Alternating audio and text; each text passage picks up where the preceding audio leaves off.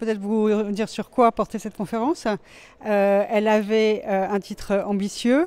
Quels sont les chantiers politiques, sociaux, éducatifs, environnementaux pour que l'UE soit plus qu'un espace économique. D'abord, je voulais dire que le fait que l'Union européenne soit déjà un espace économique, c'est une très belle réussite. Et c'est également un espace finalement de liberté, puisque c'est la liberté d'entreprendre, de choisir, de vivre, de travailler dans n'importe quel pays de l'Union européenne. Mais l'Europe n'est pas que ça. Elle agit dans beaucoup de domaines de politique publique, notamment pour l'environnement et le climat.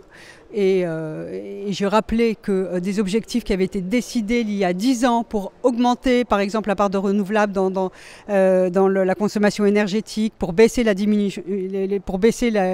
émissions de CO2, etc., sont en passe d'être atteints en 2020. Donc l'Europe, voilà, j'ai montré quelques exemples comme ça de chantiers en dehors des chantiers économiques qui progressaient.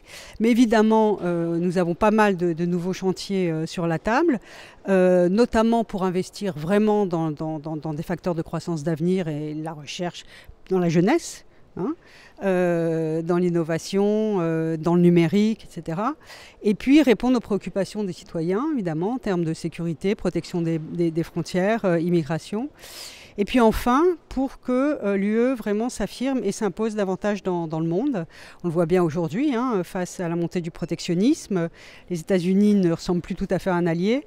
Et donc il faut absolument qu'effectivement l'UE s'affirme et s'impose davantage dans le monde, et notamment dans 3 domaines militaires. Et on commence vraiment à réfléchir sur des projets de défense commune, énergétique, pour qu'il y ait davantage d'indépendance énergétique, économique et financière, pour qu'il y ait aussi davantage d'échanges en euros contre cette suprématie du dollar.